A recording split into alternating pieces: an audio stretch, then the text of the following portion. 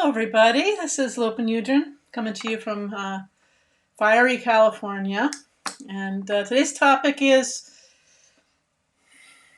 when things are getting worse. I'm laughing because how many, my brother has a saying that when he was looking over a catalog at some kind of retreat center, and I think maybe Omega Institute in New York or something, is trying to decide what program he's going to go to. He and his wife were consulting, and they have all the pictures of the teachers. And he, there's all these smiling, showing their teeth and stuff. And then there was one guy, or just neutral, and my brother said, "That's the one." That's the one. I can relate to this guy. Otherwise, the rest of them can't relate to my situation, right? So I thought today because things are getting worse here in California, at least they appear to be, to my human sense, right up to my mic cable broke right before we went on. It's a symbolic representation, so it's probably a little echoey in here. Anyway, we just gotta, every time I listen to the news, of course, mistake number one, listening to the news, but we don't need to listen because I can see it outside. But there's something not just dire for right now, but doesn't look good for the future kind of dire. So we had our report come out, our global report come out on climate change and all of its effects this week. That was not a pretty picture. And then we've had fires here in California, which are fueled, the combination of normal fires, accumulated stuff on the ground from suppressing fires for many years, and then on top of it, the temperature being raised up several degrees above normal here in California this summer. We've got these conflagrations. I just feel sorry for the animals and for the whole town of Greenville, I believe it's called, that burnt down in this situation here in California overnight. One night, a 24-hour period, 100,000 acres burned.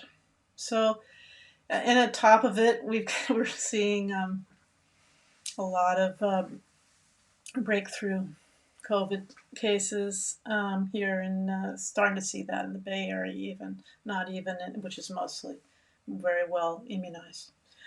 So then it's just, your mind can start on where's it going to go, what's going to happen with any of these things. It's, how's it going to affect me? How's it going to affect my family? And that's understandable. So what do we have? Anger, sadness, fear, denial. That's like ignorance, right? Ignorance. So the fully awakened or enlightened Buddhas have those kind of feelings? No, they don't. They're always resting in evenness. Then naturally, compassion arises out of that. So obviously I'm not a fully awakened Buddha because I feel all this stuff go in. And I do start to dwell until I catch myself. And so, those of us who are practitioners, but we aren't Buddhas, we're on that long continuum, that me at the beginning, right?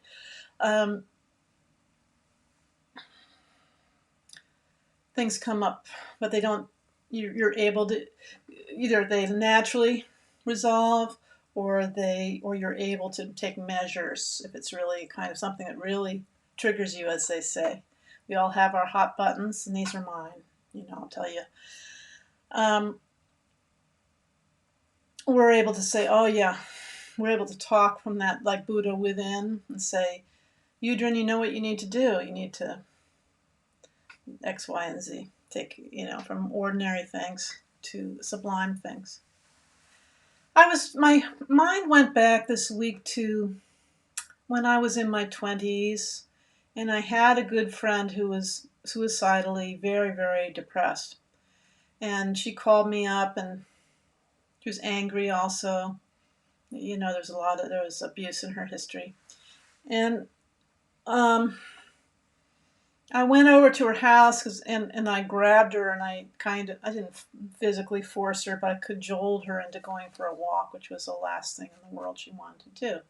And she was furious at me for it, but complying. And then, of course, she felt better just changing her situation a little bit. Change your mind a little bit, you get a little open air. And you can interrupt the story.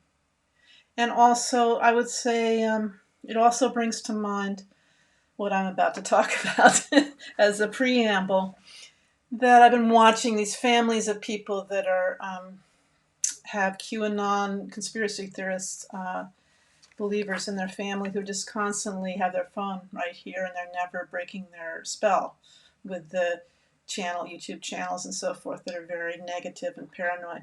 And the way that some people are too far gone, there doesn't seem to be anything that their families can do to bring them back. But the one thing that they're reporting works, and you can see this yourself on Reddit. There's a forum, subforum, subreddit on families of QAnon. You can dig that one up, QAnon people. But they're finding that if you take them out away from the internet, you get them out into the wilderness, for example.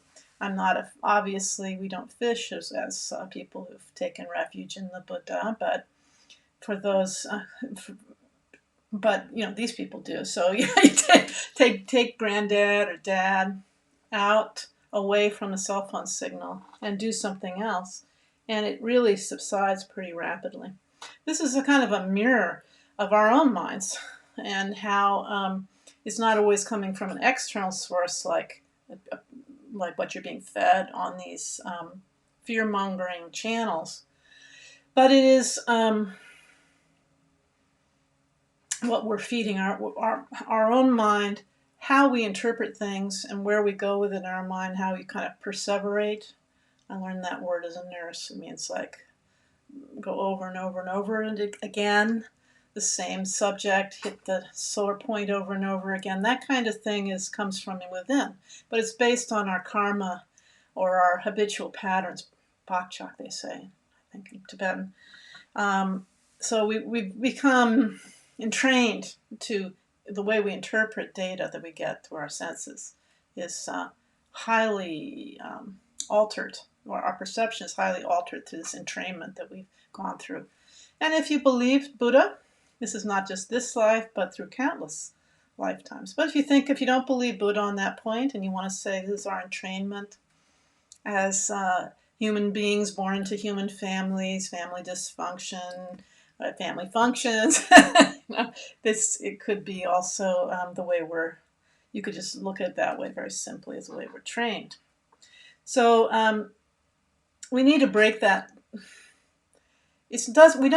Are we doing any good? If we're wrapped up in anger and sadness and fear, it doesn't make you, it might appear, I was thinking today that if a Buddha were here and and all this bad news is coming down, and whatever your personal bad news in your life is, he or she would look kind of crazy, right? Because they were just kind of, you could keep trying to get them upset over and over again and they wouldn't be upset, but they would be able to, I believe, see the situation in its entirety, in all its dimensions really clearly, and take action naturally and really effectively, do what's needed in the moment. Whereas we get in a cloud, we get so wrapped up in our story and our upset that we're really unable to benefit anyone. Isn't that right? That's true for me anyway. People say anger is activating, and maybe for a moment it is, but then when it becomes like the movie that you're in, then you're out of control of your own, what you want to do, your own, you're not making your own script for your own movie. It's just playing over and over again the way it's always done for you, and your response to these triggers. So they also, so we want to be more like this crazy person and at least have things come. What I see in reality with really good practitioners is kind of come up and go away pretty quickly. And you're aware of it. Wow. And it just kind of works its way off and you're able to move forward. And most of us, especially beginners in practice, aren't able to do it. So that's why we have texts. Text, TEXTS, books, but practice books. So words, when you're lying in bed and you're depressed or you're having a meltdown, it's very hard to practice when you're having an anxiety attack or a panic attack. When you get together enough so you can do something, it's first of all, just like my friend who didn't want to leave the house because she was kind of attached to her suffering in that moment. I can hear somebody being mad at me just for saying that, I'm not blaming her, you know what I mean. I only meant her well, but we're so enthralled with the thing, we don't want to break it. So it's hard to get out of bed or get out of our anxiety attack and break the thought pattern, because this is really a series of thoughts that you get this input through your ears or your eyes of new information, and then your habitual patterns kick in for coping with it. And it's usually not a pretty picture. So you know what I mean? So we get somebody who's not driven by aversion, by anger, by stupidity, but really, really clear and really here for the whole world instead of just their little drama. Wow, how powerful is that? So that's why we think about Buddha. That's why visualizations and texts are there. It's very hard to settle in meditation. Maybe you can contradict me. If you say it's really easy to sit down and do mindfulness meditation when you are really upset and instantly it helps, then I stand corrected. But for me, I need somebody to take me by the hand. I need a master of the past to have written a great, basically guided visualization, dare I say it, guided practice. Have some, also using your body, your voice, changing your mind and what it's focused on through visualization, using your voice to say texts or sing them or recite mantra, using your body to maybe bow when you take refuge, or there are several sections, and at any time you can bow. Put your hands together and bow to your shrine, that kind of thing. You're integrating. Or you can do circumambulations. Oh, so many Buddhist cultures, they get a sacred sublime object in the center, like a stupa, chorten, or what do they call them, chedis in Thailand. And you circumambulate and walk around. So your mind is uplifted to this tall object. Your eyes are going up, maybe, and that's lifting up your whole mentality. And you're turning a mala in your hand, or you're just saying, visualizing Buddha, this kind of thing. Make sense? You can make comments in the box. So here, it really helps to have a symbolic representation of enlightenment, such as the Buddha, Shakyamuni Buddha, with normal-looking human to us, and use color and light and beauty, basically mental art, coupled with these physical aspects to drop our habitual patterns for a little bit and get a window in the situation. I did this today. I listened to news too early. Oh yeah, I had to go out and do something really early instead of do my morning practice. Things were just going in, getting me more and more upset, internally sad. And then I applied this practice. So what does it do? It lets your mind become less congested. You're able to recover a little bit in the space that's created. It provides direction and helps you to remember your altruistic, your really positive, loving motivation, and to be present in your own body rather than your ears going off to the radio and your eyes going off to the computer screen, but bringing it all back into the you.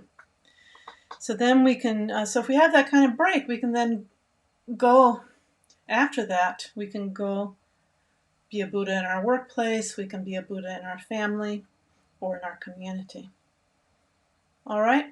So now I'm going to invite you, I'm going to bring up a text as an example about Buddha Shakyamuni, and we're going to take refuge, generate bodhicitta, the awakening mind, the mind of enlightenment, go through a visualization. I'm going to do it all in English, and then say the mantra, or dharani, I guess, of Buddha Shakyamuni. Om Muni Muni Mahamunaye Soha. Muni Muni Mahamunaye Soha. Om Muni Muni Mahamunaye Soha. That's how I've heard it said. Let's do that. Hope you can hear me okay. So I'm bringing up I'll put a PDF up on the screen. Downloads, Treasury of Blessings. Let's bring it up and see if that works. Well, by goodness, my goodness, it does. I can't see it over there, though. If you want to stay around, no obligation, we can go through this practice together and just relax and visualize. It'll be involved visualizing Buddha and going through the stages of practice together. So have a seat.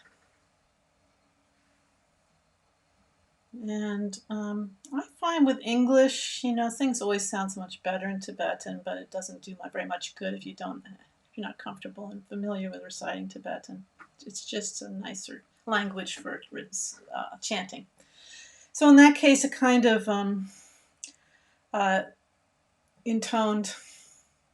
slightly intoned English is good, I think. So you can give me feedback on that if you want. So we're going to start by taking refuge and then generating bodhicitta with Buddha Shakyamuni in front as our witness. In the Buddha, the Dharma, and the Supreme Assembly, I take refuge until I attain enlightenment. Through the merit of practicing generosity and so on, may I attain Buddhahood for the benefit of all beings. In the Buddha, the Dharma, and the Supreme Assembly, I take refuge until I attain enlightenment. Through the merit of practicing generosity and so on, may I attain Buddhahood for the benefit of beings. In the Buddha, the Dharma, and the Supreme Assembly, I take refuge until I attain enlightenment. Through the merit of practicing generosity and so on, may I attain Buddhahood for the benefit of all beings.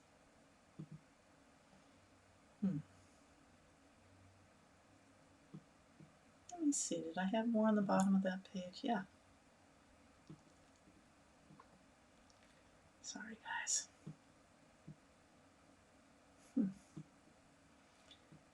Oh, that was it.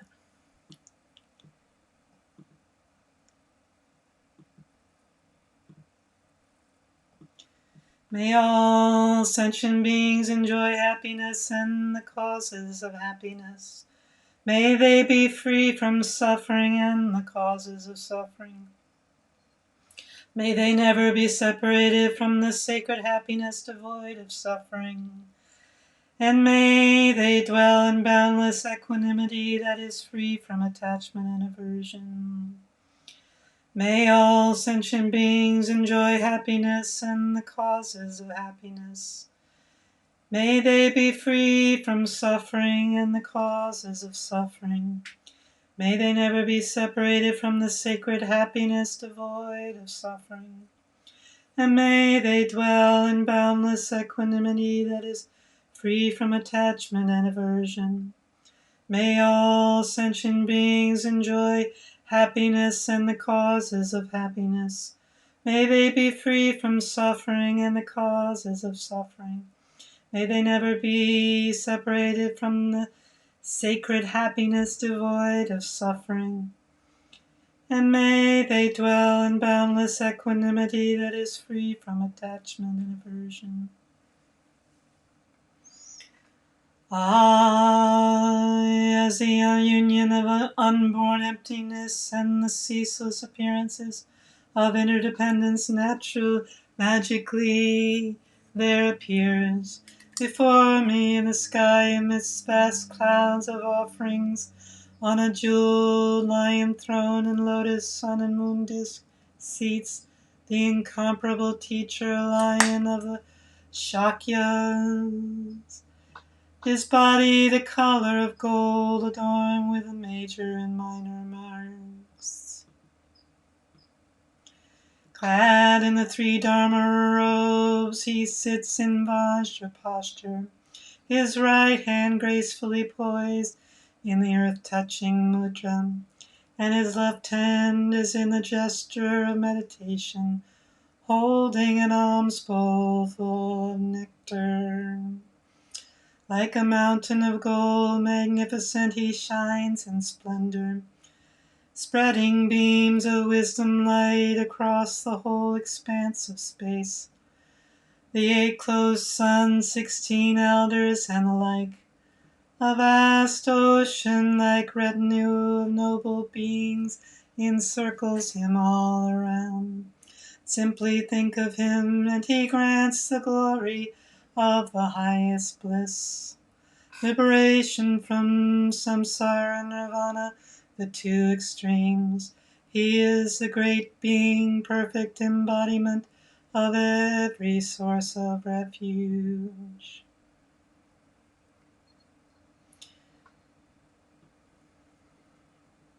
With your great compassion you embrace the turbulent and degenerate world, and made 500 mighty aspirations. You are as exalted as the white lotus. Whoever hears your name shall never return to samsara. Most compassionate teacher, to you I pay homage. All my own and others' virtue of body, speech, and mind, together with all our possessions, visualize like Samantabhadra's offering clouds I offer to you. All the harmful actions and transgressions I have committed throughout beginning this time, each and every one, I now confess with intense and heartfelt regret.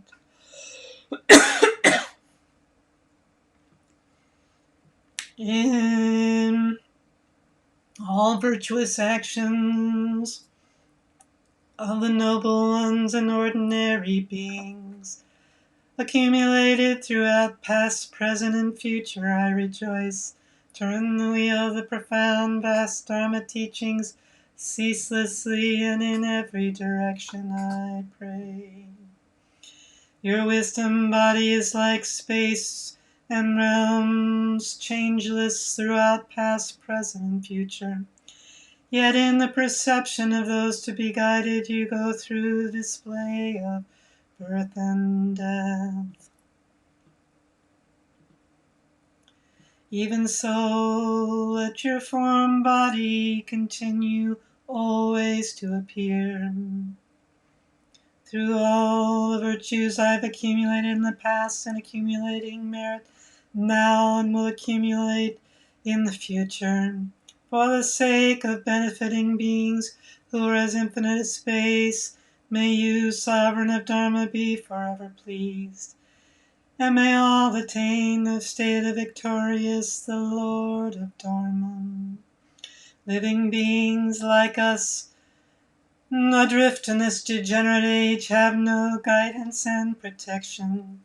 Because of your kindness, caring for us with surpassing compassion.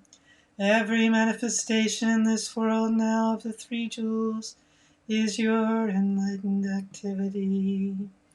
You are then our only refuge, incomparable, supreme. So from our hearts we pray with total confidence and faith. Do not neglect the great promises you made in times gone by. Supreme Teacher Bhagavan Tathagata Hat, complete and perfect Buddha, glorious conqueror Shakyamuni Buddha, to you I pay homage. To you I make offerings, in you I take refuge. Supreme Teacher Bhagavan Tathagata Arhat, some complete and perfect Buddha, glorious conqueror Shakyamuni Buddha, to you I pay homage. To you I make offerings, in you I take refuge. Supreme Teacher Bhagavan Tathagata Arhat, complete and perfect Buddha, glorious conqueror Shakyamuni Buddha, to you I pay homage, to you I make offerings, in you I take refuge. Tayato Muni Muni Mahamunaye So. Om Muni Muni Mahamunaye So. Om Muni Muni Mahamunaye So.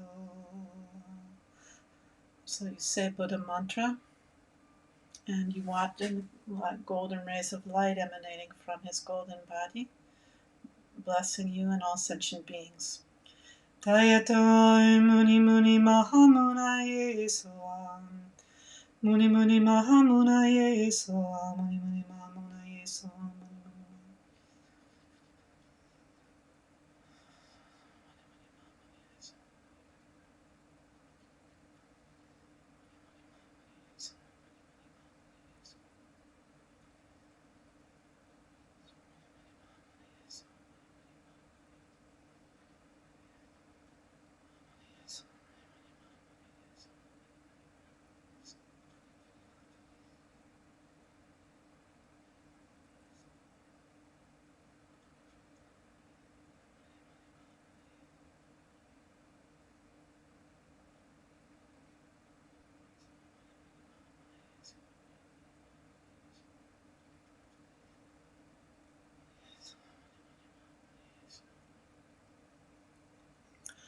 Om Muni Muni Mahamunaye Soam.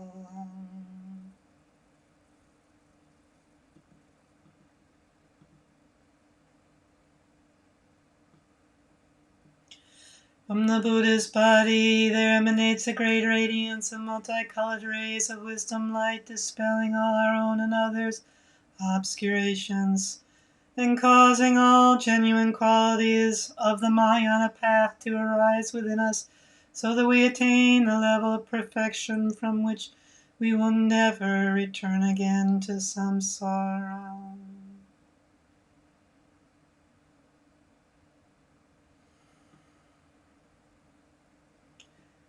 Like all the Buddhas in their eras in enlightened intention and in activity, aspiration, wisdom, love, and capacity, in these and all ways unsurpassable wisdom manifests, may I and every other being too come to be exactly as they are. Nice. So there's a simple, we call it puja. Puja, I think, means offering in Sanskrit. And that kind of, it breaks the cycle of your thought, because you're doing things with multiple they call them like gateways. Your body is represented here at your forehead, actually, in Buddhist texts, and then here at your throat is the speech, not surprisingly, and then mind. So they're like gateways that contact with the world is coming and going. And so with your body, speech, and mind, a mantra is like known like as a protection, protecting your mind from ordinary thoughts. Of course, there's breakthrough thoughts. But if we can declutter our minds even a little bit, it'll really make a difference in how we cope with these harsh realities. Buddhism was the first religion to predict its own demise.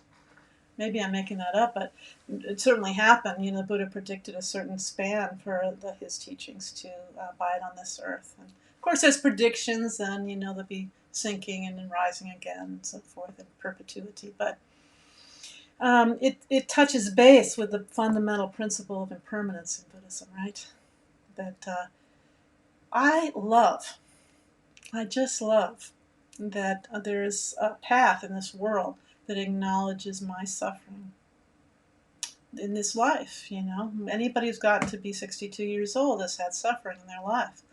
And from change, from things not being how we wanted them to be, not being how we expect them to be, unwanted circumstances coming in like they are right now. And so starting with that acknowledgement, I trust the Buddha.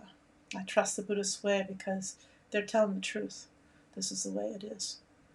All right, so that's not like I'm not a grinning workshop doer at a great retreat center for weekend getaways, but I hope that you are enjoyed this. I'm personally going to do a little getaway.